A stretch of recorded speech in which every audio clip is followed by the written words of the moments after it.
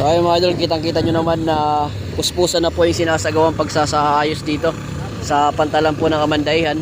At kung nakikita nyo ay tinayo na po nila yung mga yung set pile, tapos sisementoy niya, no. Diyan kasi babangga yung ano, yung barge. Ayan. Tapos papabutin pa yata to dito eh.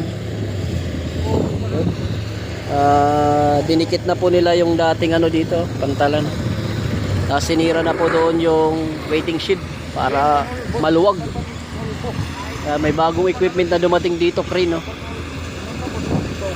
So minamadali na nila para sa 3 or sa 5 ng June magamit na daw.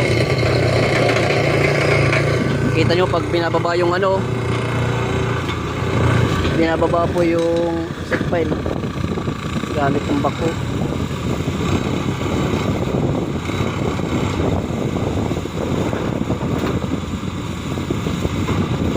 Bako yung mga ano sa set pile.